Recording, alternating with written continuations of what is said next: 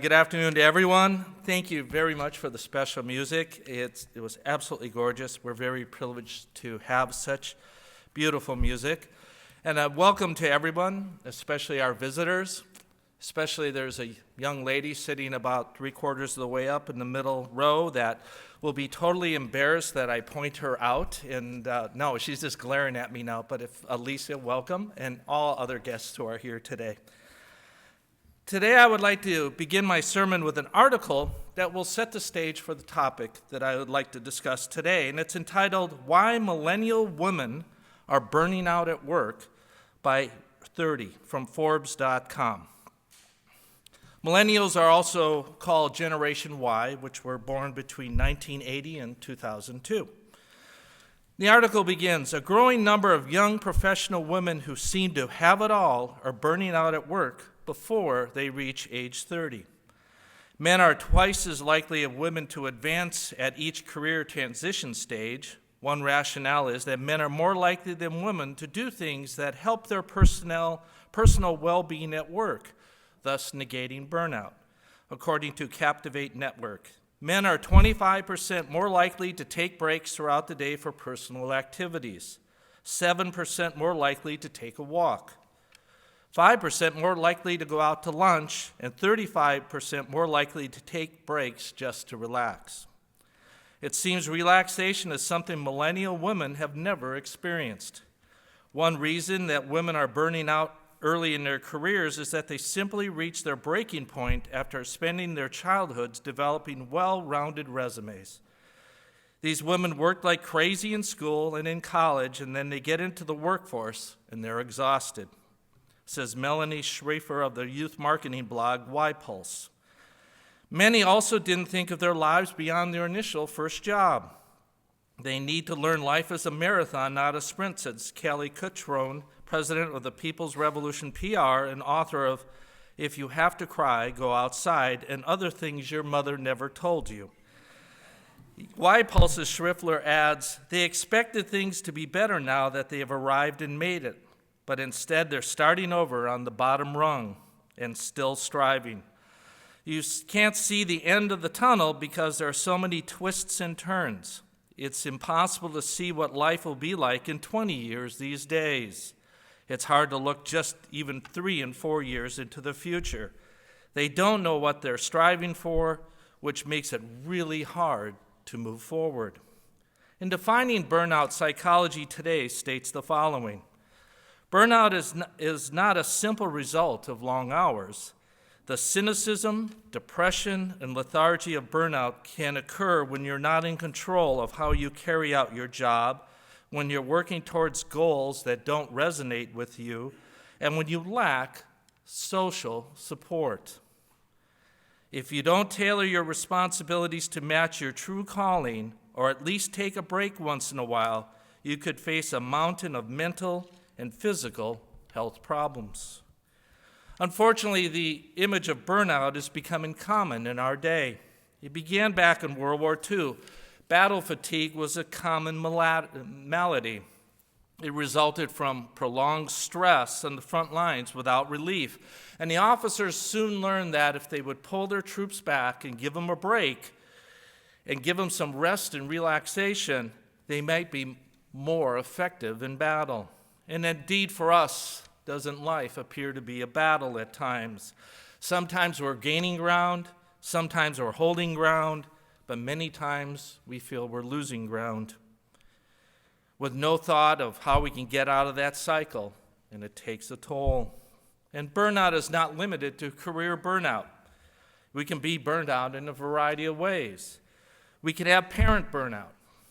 Parents burn out for many reasons, with the most common of the nature of the job itself. Raising children is a 24-hour-a-day, 7-day-a-week, 365-day-a-year consuming task, which is relatively thankless. Parenting is a skill that can never be mastered, and once it's begun, it never ends. Our children, no matter how old, are still our children, and we feel a responsibility towards them, don't we, parents? It may be the most important job we'll ever have, but even if we live long enough, we may never know how well we did. We know that raising children has its rewards. The silent satisfaction, for example, when we're holding our young child or young toddler quietly in our arms, or the pride we feel when someone compliments our son and daughter on something they did, or the joy we feel when our children, no matter how old, accomplish a goal. But these precious private moments don't often outweigh the distress caused by the seemingly constant discussions on what to do and what not to do, where to go and where not to go, how to behave and how not to behave.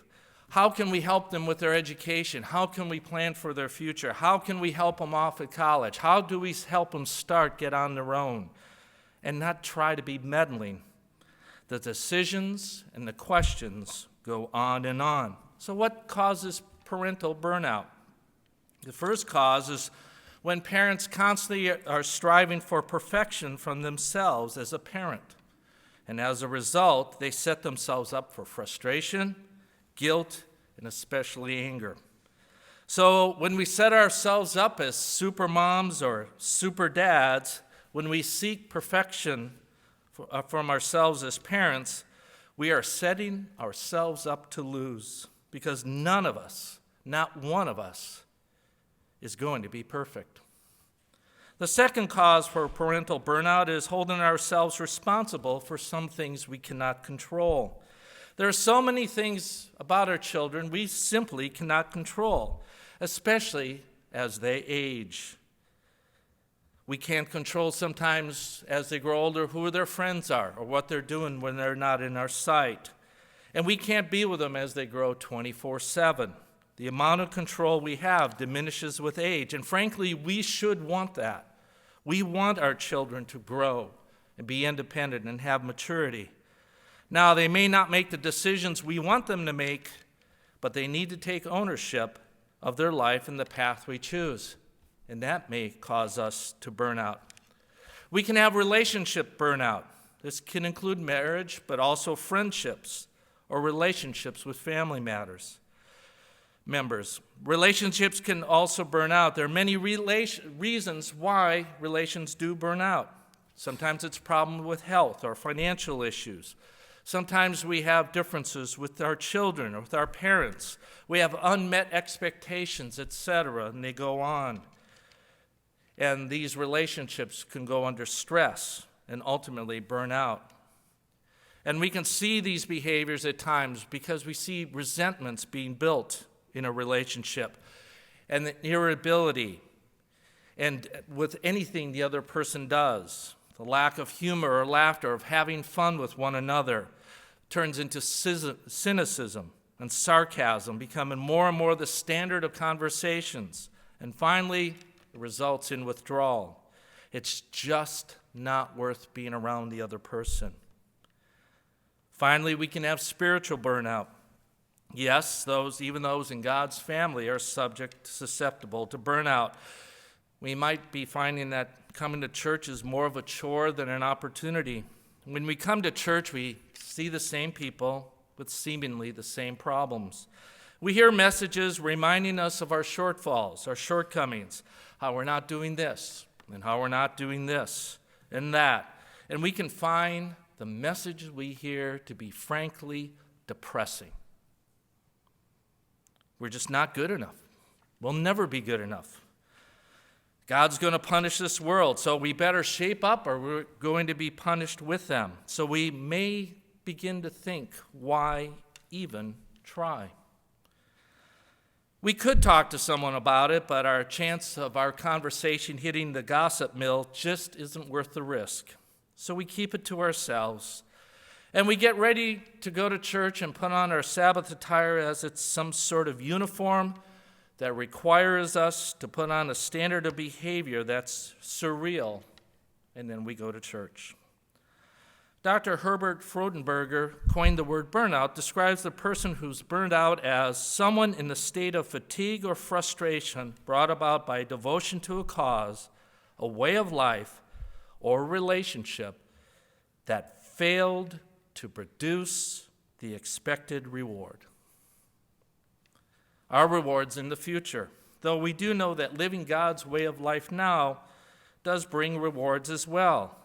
But the constant daily struggles, seeing our fallibility, dealing with all the lives and pressures of society that is put upon us. We see a society that's ever increasing in knowledge and running to and fro, and it takes a toll on us. We see our failures. We see our shortcomings. We see others enjoying life much more than we are. And we find ourselves being burnt out emotionally, mentally, and spiritually. But at this time, we probably take a step back and we rationalize and say a good Christian just can't experience burnout. And we were reminded of what's written in 2 Timothy 1:7. You don't need to turn there. We know this scripture. For God has not given us a spirit of fear, but of power and love and of a sound mind. So we begin to think and rationalize burnout is for the weak. We can't possibly be burnt out. Certainly, no one with God's Spirit could be burned out. No one with a relationship with God could be burned out. Really? Well, let's look at some examples. Turn to Job 30, verse 16. Job 30, verse 16.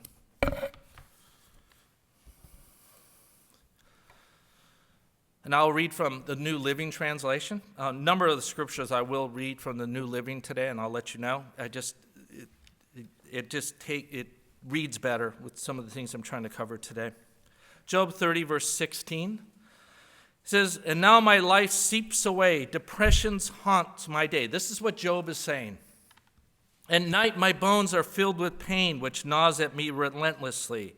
With a strong hand, God grabs my shirt. He grips me by the collar of my coat. He has thrown me to the mud. I'm nothing more than dust and ashes. I cry to you, O God, but you don't answer. I stand before you, and you don't even look. You have become cruel towards me. You use your power to persecute me. You throw me into the whirlwind and destroy me in the storm. And I know you're sending me to my death, the destination of all who live." I would say Job was experiencing some level of burnout. What about David? Let's turn to Psalm 69, verse 1. What about David? A man after God's own heart. Did he have burnout? Psalm 69, verse 1. Again, the New Living Translation. Psalm 69, verse 1. "Save me, O God, for the floodwaters are up to my neck. Deeper and deeper I sink into the mire. I can't find a foothold. I am in deep water, and the floods overwhelm me. I'm exhausted from crying for help, and my throat is parched. My eyes are swollen with weeping, waiting for my God to help me." Yes, even men of God experience burnout. It's not a new phenomenon, just the name is relatively new, the term burnout. There are two examples in the Bible I want to direct our attention to for the rest of this message when discussing the topic. We're going to deal with Moses and the children of Israel and Elijah soon after destroying the prophets of Baal on Mount Carmel. So to start with, what are the signs of burnout? First sign of burnout, we deprecate ourselves. We deprecate ourselves. And the definition of deprecate means to belittle or to disparage oneself. In other words, we put ourselves down mentally. We begin to tell ourselves that all we seemingly do is make mistakes. We don't count. We're not good enough. We're just worms. We have no value. And these thoughts just keep repeating themselves.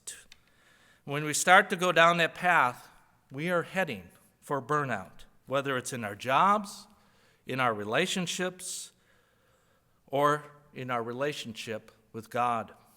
As it notes in 1 Kings 19, and we'll turn there, 1 Kings 19, when Jezebel the queen hears what's happened to her prophets at Mount Carmel, she became incensed and sent a messenger to Elijah, telling him that she was planning to kill him.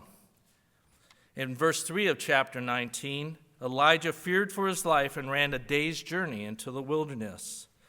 Elijah went into hiding, and waves of depression started to crash all over him. He became so upset that his view of the world became distorted. He was blinded to the great things that just had happened. He ran away into the wilderness and finally collapsed under a juniper tree. Let's turn to verse 4 of 1 Kings 19.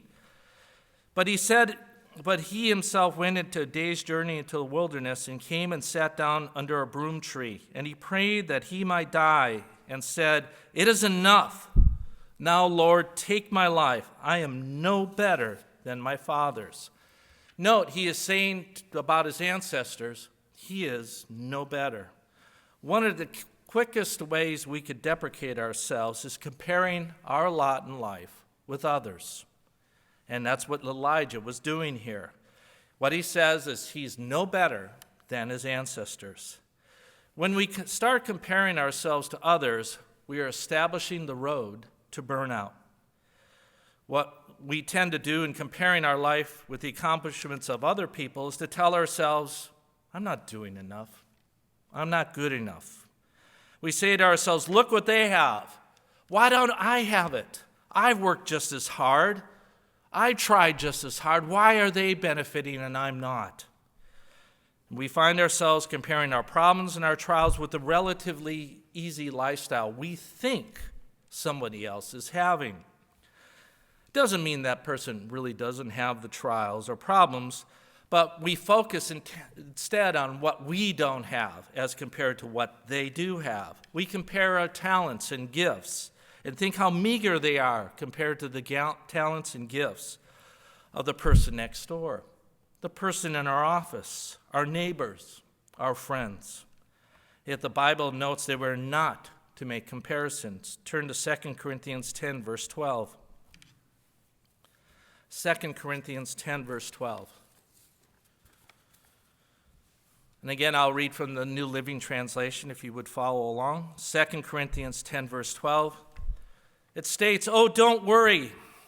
We wouldn't dare say that we are as wonderful as these other men who tell you how important they are. But they are only comparing themselves with each other, using themselves as a standard of measurement. How ignorant." In comparing ourselves to others, we tend to look at what they do and compare it to where we're at. And as a result, we second guess our life choices.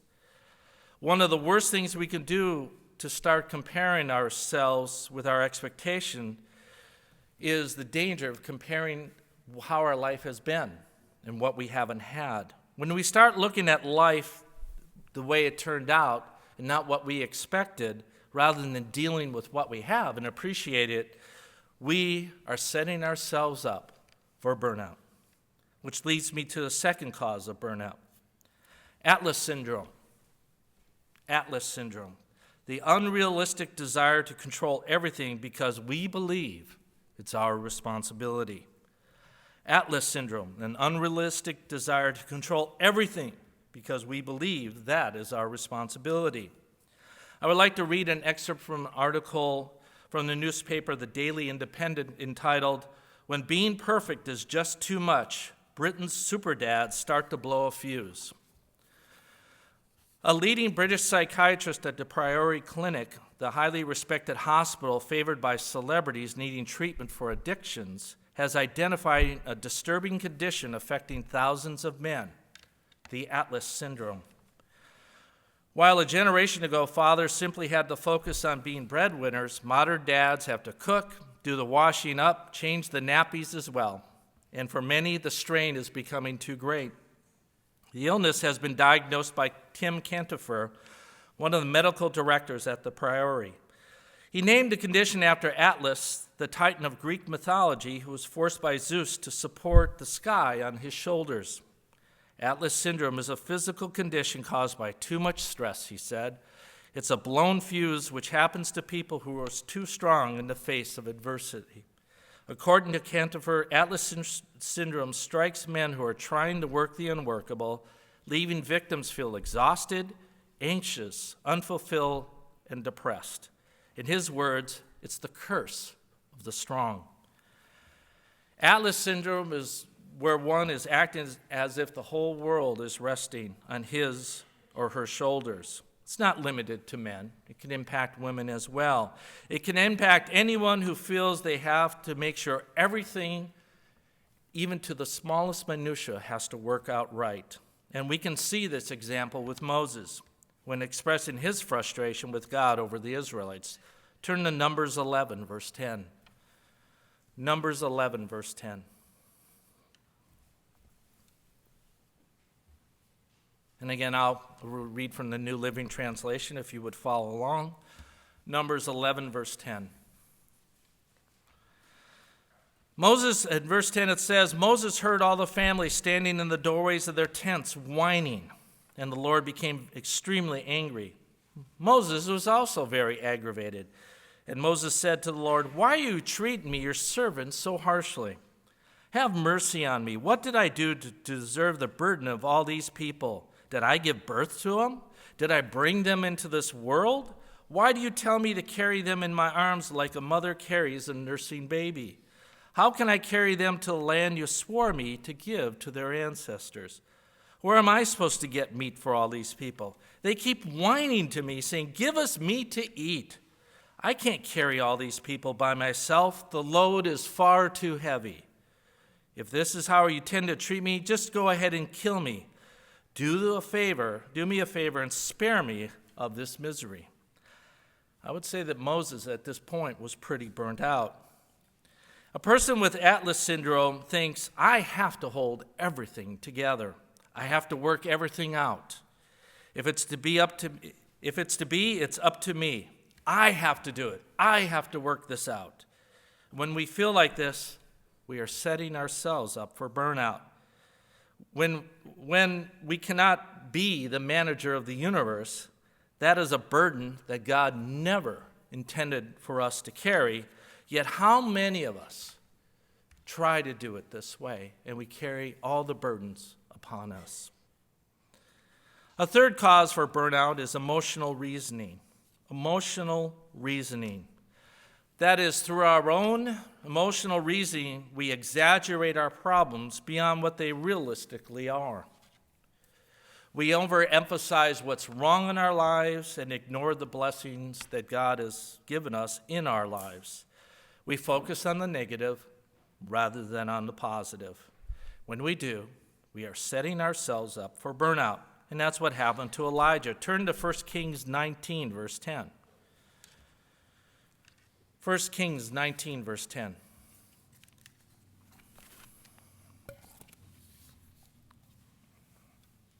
First Kings 19, verse 10 states, So he said, I have been very zealous for the Lord God of hosts. For the children of Israel have forsaken your covenant, torn down your altars, and killed your prophets with the sword. I am alone am left, and they seek to take my life. Note the second half of the verse where he says, I'm the only one left, and they're trying to kill me. Can you hear the pity party here? God, I'm the only person in this whole universe that lives for you and loves you, and they're trying to kill me too. The ultimate pity party. Just a few days earlier, Elijah experienced a great miracle where he prayed and the fire came down from heaven. It was a huge miracle. The people saw it and fell down who saw it and worshiped God. That kind of thing will wear one out emotionally. We need to remember that positive things, as well as negative things, can wear us out emotionally. Elijah was so drained emotionally, spiritually, physically, he couldn't focus on reality. He couldn't get the picture right. Have we ever been that tired? Have we ever been so worn out that we can't think straight? We can't really see what's happening, and we think the world is starting to cave in on us. The Chicken Little complex. The sky is falling. Not really. However, when we're drained and fatigued and worn out, we don't see reality as it is. Our perception becomes our reality, even though our perception is flawed. Elijah, in his emotional state, forgot that a few days earlier, the nation turned back to God. In fact, God tells him a little later in chapter, all along Elijah, there were 7,000 true believers. Even when the nation went the wrong way, these people never bowed down to an idol. Elijah, you weren't the only one. There were 7,000 others. Elijah was over-exaggerating the problem. Inherent in our exaggeration of the situation we find ourselves is reasoning with our emotions. Emotional reasoning is when we listen to our feelings rather than ascertaining the facts.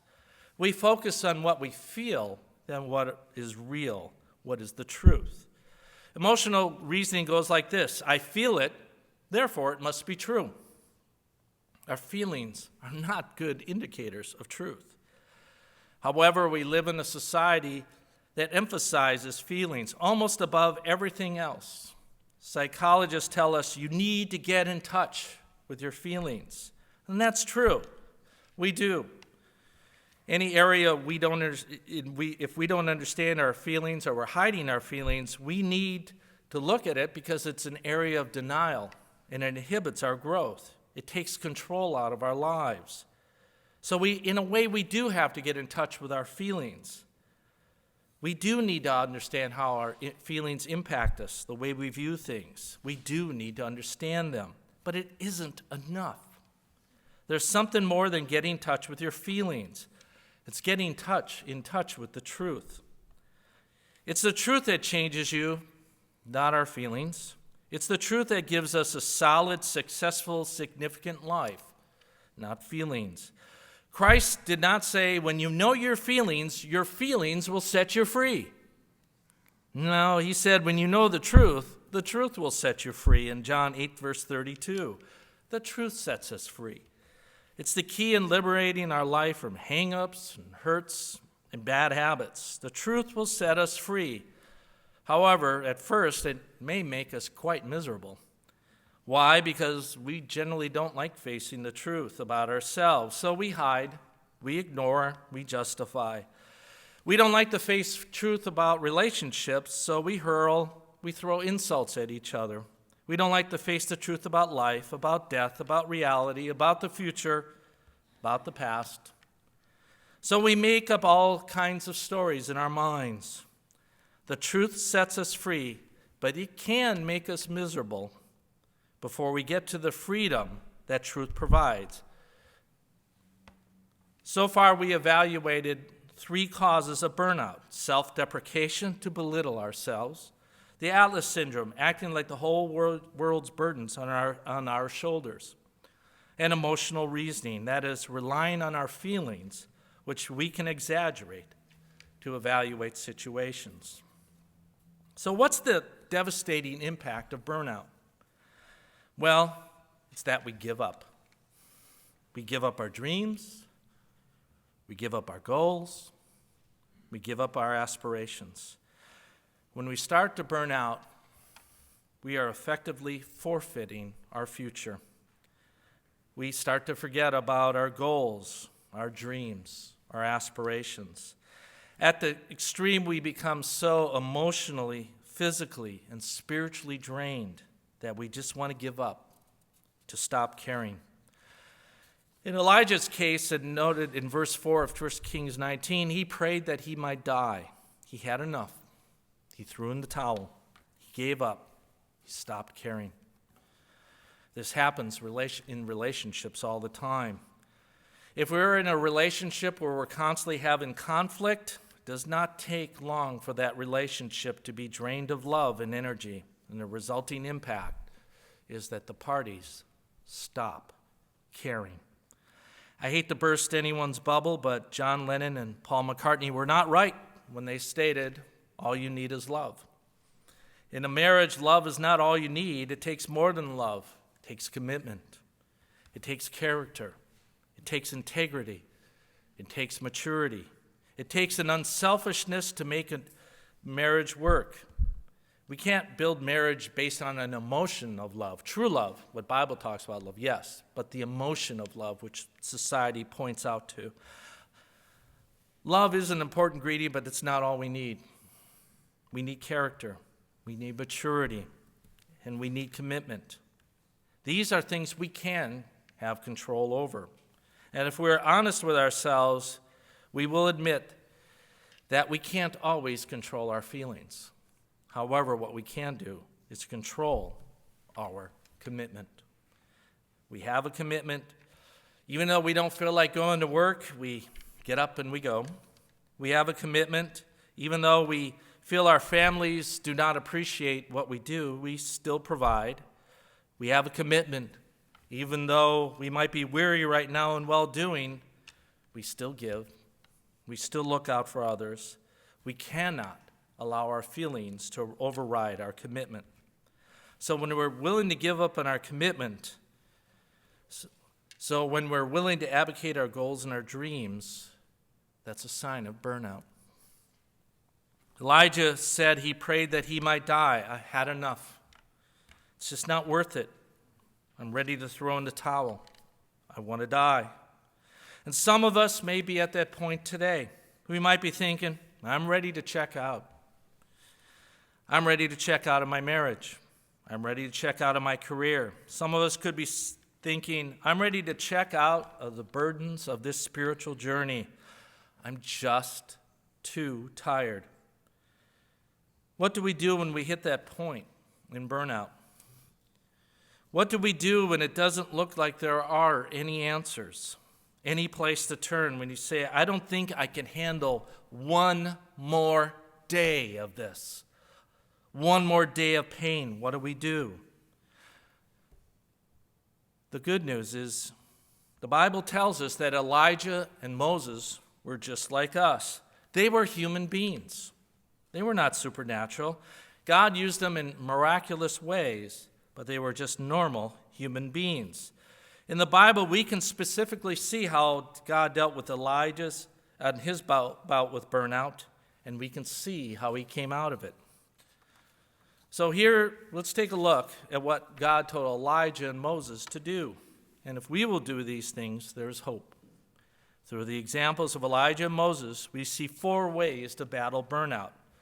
Number 1, the first way to battle burnout, rest. Take a break. This deals with the physical side of burnout. This is God's first step, his prescription. If we turn to 1 Kings 19, verse 5,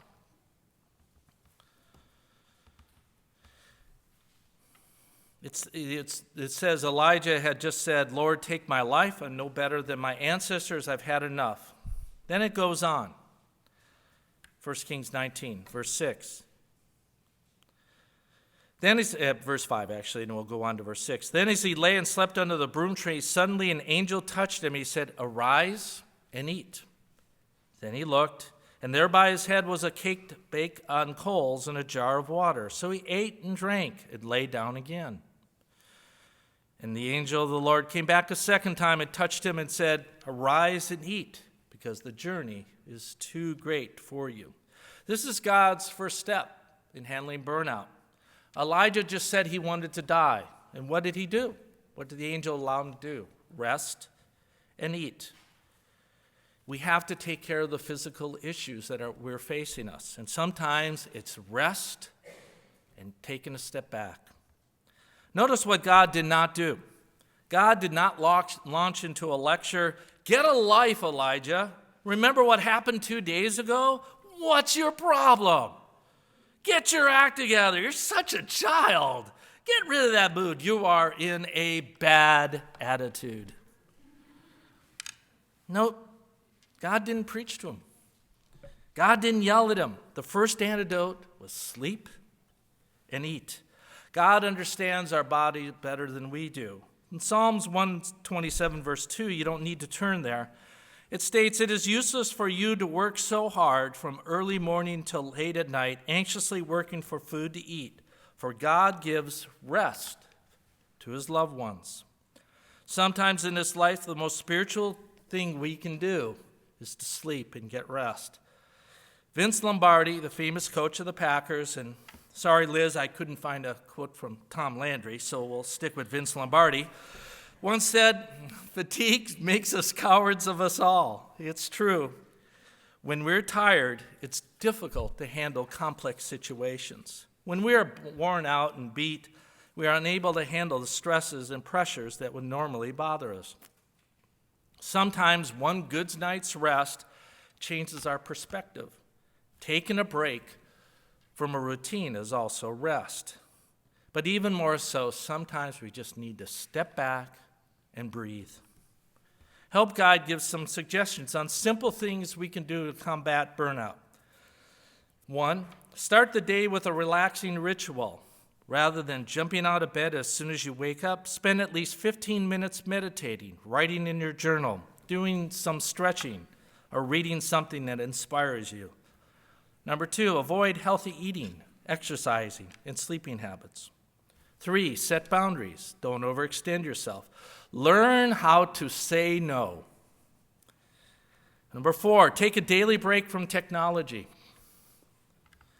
Number 5, nourish your creative side. Creativity is a powerful antidote to burnout. Second way to battle burnout, share our concerns, our frustrations, our discouragement, first with God, and then, as appropriate, with others. This deals with the emotional side of burnout. We dealt with the physical side, now the emotional side. Revealing your feelings is the beginning of healing. You're not going to get well, and you're not going to get feeling good again until you learn to express the hurt and the pain that may be in your heart that you've been holding in. Any area of your life that you can't talk about is effectively out of control. If you can't talk about it, you probably can't manage it. So the second step in burnout is face those frustrations. First, talk to God about it. Don't whine and complain to other people. First, go to God and say, God, this is the way I feel. And express our feelings. Lay them out. 1 Peter 5, verse 6 through 7. 1 Peter 5, verse 6 through 7.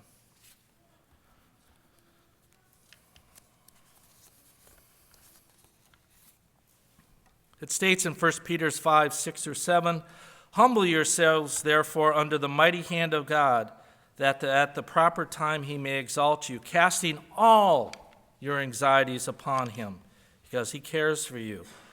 We need to have an open discussion with God, what is on our mind. Our anxieties, when we needs to be honest, an honest discussion with God. As we saw earlier, Moses did. And I'd like to go back to that with this in mind, of being honest and open with God. Back to Numbers 11, verse 10, it states Moses, and think of it in this context. Moses heard all the family standing at the doorways of their tents whining, and the Lord became extremely angry. Moses was also very aggravated, and he said to the Lord, why are you treating me, your servant, so harshly? That's pretty open with God. Have mercy on me. What did I do to deserve the burden of these people? Did I give birth to them? Did I bring them into this world? Why did you tell me to carry them in my arms like a mother carries a nursing baby? How can I carry them to a land you swore to your ancestors? When am I supposed to get meat for these people? They keep whining to me, saying, give me meat to eat. I can't carry these burdens of the people by myself. The load is far too heavy. If this isn't how you intend to treat me, go ahead and kill me. Do me a favor and spare me of this misery. Moses was frustrated. What he's saying was not rational. I'm not saying it was. Yet he expressed his inner feelings to God. And what did God say? Did God chew him out? Did he strike him down? Let's go to verse 16. The Lord said to Moses, bring me 70 of Israel's elders who are known to you as leaders and officials among the people. Have them come down to the tent of the meeting, that they may stand there with you. I will come down and speak with you there, and I will take some of the power of the Spirit that's on you and put it on them. They will share the burden of the people with you, so you do not have to carry it alone. God provided a way that Moses could share his burden. Moses didn't have to bear it alone. He had others to rely on. Indeed, and after we go to God, we may also need to go to others. Talk to others, our spouse, a good friend, the ministry, maybe even a professional, someone to talk through what you're going through. God encourages us to do so. Hebrews 10, verse 25, and I'll just don't need to turn there. We know this scripture. It states, not forsaking the assembling of ourselves together as the manner of some, but exhorting one another, so much more as you see the day approaching. We generally tend to focus that this scripture is about coming to services. But why? To encourage one another. Life is hard, and we should be encouraging one another. And we shouldn't be in our own little cliques ignoring people who are having troubles. We have something to give to everybody, our experiences, and we can encourage one another. So if you're feeling a little down today, are you feeling a little stressed out, uptight, overloaded? Go to God first, then seek the encouragement of one another. And you'll notice I stressed as appropriate. We're not to go to someone to be a dumping ground of our emotional reasoning or our feelings. But when we go to someone, we should seek someone who can help us through our thoughts, to be willing to listen as well as speak. Third way to overcome burnout, refocus on our calling, on our goals, on our dreams. Refocus on our calling, on our goals, and on our dreams. We need to get the eyes off on ourselves and focus more on the meaning of life and where we're going. Why are we here on this earth? What is our purpose? Where are we going? When we are focused on the here and now, on the pressures we face, on the mistakes we have made, we are heading to a life of ups and downs, of burnout. Thus, we need to have a fresh awareness of God's power and presence in our life. After Elijah got his rest, he voiced his frustration to God, and what did he do? Let's go to 1 Kings 19 again, verse 11. 1 Kings 19, verse 11. Again, I'll go back to the New Living Translation, 1 Kings 19, verse 11. And it says, the Lord said, go out and stand by the mountain in the presence of the Lord, for the Lord is about to pass by. And then a great and powerful wind tore the mountains apart and shatters the rocks before the Lord. But the Lord was not in the wind. And after the wind there was an earthquake, but the Lord was not in the earthquake. And after the earthquake came a fire, but the Lord was not in the fire. And after the fire came a gentle whisper. When Elijah heard it, he pulled his cloak over his face and went out and stood at the mouth of the cave. Why did God do this? He gives a spectacular hurricane wind. He gives an earthquake. He gives a firestorm. Then he speaks in a still, small voice. What was God doing? He was reminding Elijah of his power. I'm in control, God says. I am sovereign. He was saying, focus on me, not your problem. He was reminding Elijah of his power. Then God speaks in a gentle whisper. No doubt it was calming to Elijah, a compassionate voice to speak with Elijah. And what did God whisper? The last half of verse 13. Then a voice said to him, what are you doing here, Elijah? When we are going through burnout, it's easy to forget the big picture. We're so focused on ourselves and our problems, we tend to forget the incredible blessings we have in our life, our calling, our family, our friends, to have a job in this economy, to experience the beauty of the sunset, to have each other in this journey. We can become so lost when we become so focused on one thing, our own feelings. 1 Corinthians 2, verse 9. 1 Corinthians 2, verse 9.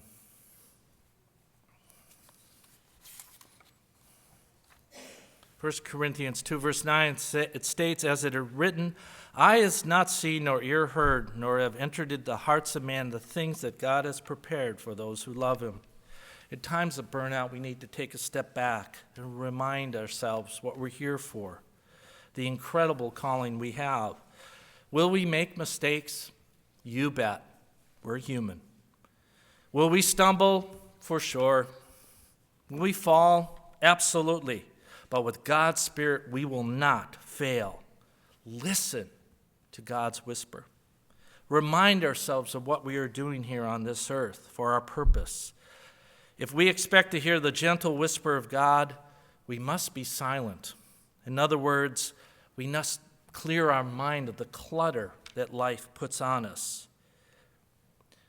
Often our inability to hear God is not about God's failure to speak to us, but our failure to listen to the gentle whisper. The fourth way to overcome burnout, re-engage, get back on the horse. When you heard the adage, to get back on the horse means to get on a horse that we've been thrown off. And according to the Urban Dictionary, and I've never known there was such a thing as Urban Dictionary, but it does exist, the adage, back on the horse means to attempt the same challenging action after failure. Apparently derived from the old adage, you have to get back on the horse that threw you. In other words, we don't give up. We don't focus on ourselves and how burned out we are. We re-engage. We don't walk away. We don't give up. Why? Because God never meant for us to come out of burnout so we could become selfish, to become absorbed with self. That is what got us in trouble in the first place. God didn't put us on this earth to live for ourselves. So thus, the way to come out of burnout is get back on the horse, to re-engage. Re-engage ourselves in our jobs. Re-engage ourselves in our relationships, whether it's spouse, children, family, friends, community, people here in this congregation. We need to start with little steps, though. Don't be discouraged at the progress. It will take a while. And as we re-engage, we don't do the same things that got us burnt out in the first place, but we don't give up either. We find the good in what we're doing, but we don't give up on our goals, our hopes, and our dreams. And we can see this with Elijah. God had him get back in the saddle. Let's turn to 1 Kings 19, verse 15. 1 Kings 19, verse 15. It states in 1 Kings 19, verse 15, the Lord said to him, go back in the way you came and go to the desert of Damascus. When you get there, anoint Hazael, the king of Aram. Also anoint Jehu, the son of Nimshi, king over Israel. And anoint Elisha, son of Shaphat, from Abel Maloah, to succeed you as prophet. Jehu will put to death anyone who escaped the sword of Hazael, and Elijah will put to death anybody who escaped the sword of Jehu. Yet I will reserve 7,000 in Israel, and all those knees who have not bowed down to Baal, and those mouths who have not kissed him. As we see here, what did God do? Rested, move on, and now get back. Get back to work. As we have seen in this message, burnout can happen to individuals who had a direct relationship with God. They even had direct conversations. Yet the challenges of life took their toll.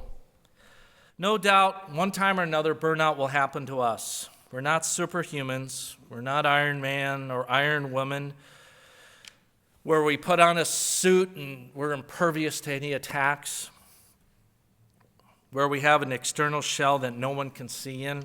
We are fallible human beings.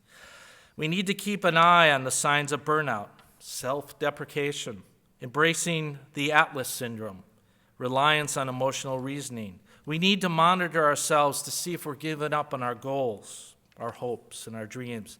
And if we are, we rest. Take a break from the stresses we are dealing with. We need to share our concerns first with God and as appropriate with others. We need to focus on our calling, our goals, and our dreams. They're still there. And re-engage. Get back on that horse. To close, I would like to read a quote from Ralph Marston, a writer and publisher of the Daily Motivator, that summarizes our journey. Rest when you're weary, refresh and renew yourself, your body, your mind, and your spirit, then get back to work.